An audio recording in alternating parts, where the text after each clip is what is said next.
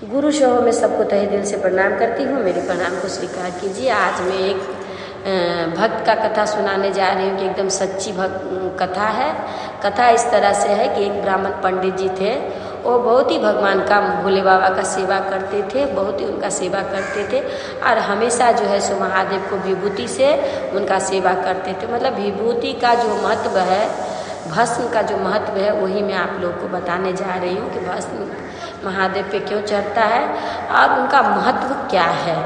तो ये महत्व हमें भी जिस तरह से जानकारी मिली है, मैं चाहूँ कि आप लोग को भी इस तरह से जानकारी दूँ। तो वो भक्त जो है सो बहुत ही भस्म जो है सो भगवान को हमेशा भस्म लगाते थे, हमेशा भस्म लगाते थे। तो वो सांसारिक जीवन में रहते थे तो उनको इतना जो है भगवान को सेवा नहीं दे पाते थे। तो उन्होंने सोचा कि यहाँ पे मैं रहता हूँ तो क्यों नहीं मैं थोड़ा जंगल में जाके, थोड़ा दूर में जाके, एकांतवास में जाके मैं भगवान का सेवा करूँ और उनका पूजन करूँ। तो उन्होंने क्या किया कि एक शिवलिंग को ले जा कर के जंगल में स्थापना किया और वहीं पे नदी किनारे में जो है सो भगवान को कहीं आसपास से जहाँ पे शमशान घाट हो वहाँ से जो है भभूति ला करके जो है सो उन्होंने भोले बाबा को लगाते और लगा करके जो वहीं रहने लगे। तो उनका रोजमर्रा का जीवन में, मतलब रोज का उनका ये बन गया कि जब तक वो विभूति न लगाए भगवान को, जब तक वो विभूति न चढ़ाए मतलब महादेव को, तब तक जो है वो जलपान नहीं करते थे, कोई काम नहीं करते थे। तो वहाँ पर रहते रहते जो है सो बहुत दिन रहने लगे। फिर वहाँ से कुछ ब्राह्मण पंडित गुजरे तो उन्होंने कहा कि देखिए मैं यहीं पे अब रहूँगा और यहीं पे मेरी जीवन बीतेगी, तो आप ऐसा हो सके तो आप मेरे गांव जाइएगा और थोड़ा जो है सो मेरी पत्नी को कह दीजिएगा कि मेरी पत्नी भी यहाँ पे आ जाए, क्योंकि मैं अब गांव नहीं जाऊँगा, मैं यहीं पे भगवान भोले बाबा को सेवा करूँगा और मेरे को यहीं पे रहना है। तो वो जो भिक्षु जो थे, जो पंडित लोग थे, उन्होंने गया गांव तो उनको घर समाज दिलवा दिया कि ऐसे ऐसे आपका पंडित जो है सो कहा है कि आपको यहीं पे आ जाने के लिए। तो जंगल में शिवलिंग लेकर के एक नदी के किनारे में पूजा पाठ कर रहे हैं, तो आप वहीं पे चले जाइए। तो उनकी पत्नी जो है वो भी वहीं चली गई। दोनों पति पत्नी वही जंगल में जो भी पेड़ से फल वगैरह मिलता वो खा लेते और बस भगवान की भक्ति में हमेशा एकदम मस्त मगन रहते, सेवा करते भगवान को, नमः शिवाय से उनको प्रणाम करते और दिन रात उनका सेवा करते भोले बाबा।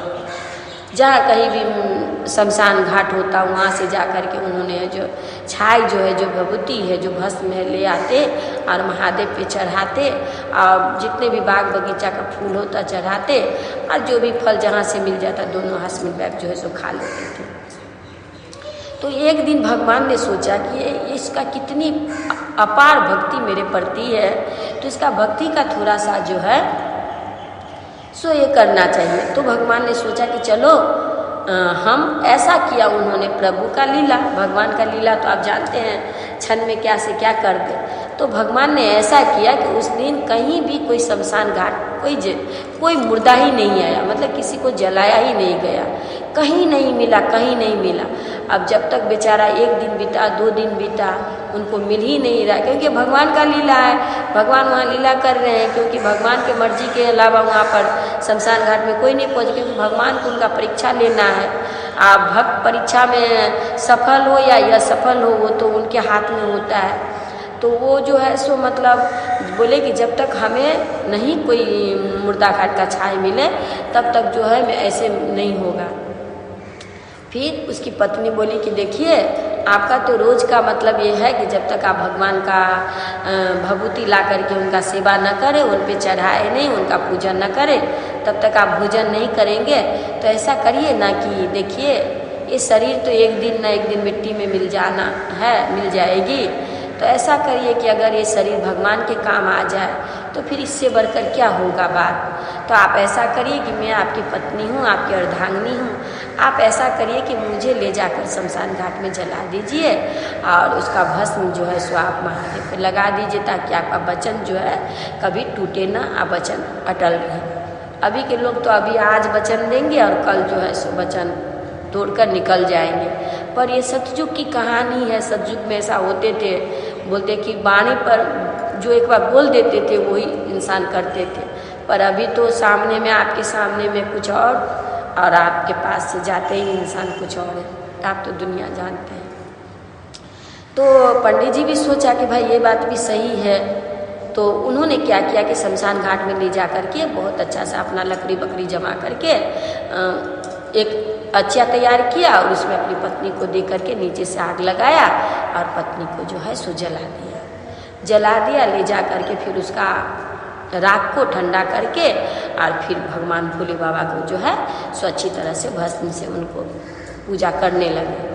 जब पूजा करते करते लेकिन ब्राह्मण जी का क्या एक बात था कि जब भी वो पूजा करते और पूजा जब खत्म होता तो पत्नी से कहता कि अरे भगवान कहाँ गई, चल खाना निकालो। तो वो पूजा पाठ कर लिए करके, पर उनको इतना पता नहीं कि मैंने अपना ही पत्नी को जलाया हूँ और उनका राख से मैं भोले बाबा का पूजा कर रहा हूँ, उनको मैं भभूति लगा रहा हूँ, उनका मैं सेवा दे रहा हूँ अपनी पत्नी की राख से। उन्होंने भूल गया, मतलब पूजा में वो इतना मगन हो गए कि उनको इतना भी पता नहीं कि मैंने अपना ही पत्नी को जलाया इस हाथ से और उसी छाई को लेके उसी राख को लेकर के मैं भोले बाबा को चढ़ा रहा हूँ। तो पूजा पाठ जैसे ही खत्म हुआ उसे आवाज़ दिया, करे भगवान तू कहाँ है, बस आ खाना निकाल। तो अब उनकी पत्नी जो है घर से एकदम आ जाती है तो पंडित जी को स्मरण होता है कि भाई मैंने तो इसे जला दिया शमशान में ले जा करके, फिर मैं इसे पुकारा तो ये कहाँ से आ गई। तब पत्नी कहते हैं कि देखिए स्वामी, आपने अपना नियम किया, मेरे को जलाया, पर जैसे ही आपने मेरे को अछिया पे डाला, लकड़ी बकड़ी डाले और मुझ में आग लगाए, ऐसे ही हमारे प्रभु महादेव ने मुझे गोद में ले लिया और ले करके जो है वहाँ से मेरे को निकाल दिया और आग जैसे ठंडा हो गया और मैं वहाँ से निकल गया और आप सोचे कि मैं जल गया हूँ, मेरे छाई को लेकर के आप जो है सुबह में लगाए। तो इतना पंडित जी मतलब ये हुए कि देखो मतलब उनका वचन भी नहीं टूटा और उनका जो भगवान का पूजा भी हो गया। फिर पंडित जी सोचे कि देखिए भगवान बोले भगवान के गोद में हम थे, भगवान ने मेरे को, भोले बाबा ने, शंकर भगवान ने मेरे को अपना गोद में बैठा करके रखा था जब तक आग जल रही थी तब तक, और मैं सही कुशल पूर्वक जो है सो मैं आपके पास में हूँ। तो ऐसी ऐसी भक्ति होती है, ऐसी ऐसी साधनाएं लोग करते हैं संसार में भगवान को पाने के लिए, भगवान की कृपा पाने के लिए, भगवान की दया पाने के लिए। लेकिन देखिए वही परंपरा अभी भी चलता आया है। तो आप देखिएगा कि उज्जैन का जो महादेव है उनको अभी भी जो है सो भस्म से ही पूजा किया जाता है। पर भस्म ये नहीं कि शमशान घाट का ही भस्म होता है, वहाँ पर भस्म अलग तरह से तैयार किया जाता है, तैयार करके और भगवान को चढ़ाया जाता है। और अभी शमशान घाट का जो राख है, छाई है, ऐसा नहीं है कि महादेव को चढ़ता है, उनके लिए अलग से तैयारी होती है। तो उसी दिन से भस्म का मतलब प्रचलित है, उसी दिन से भगवान को भस्म चढ़ता है।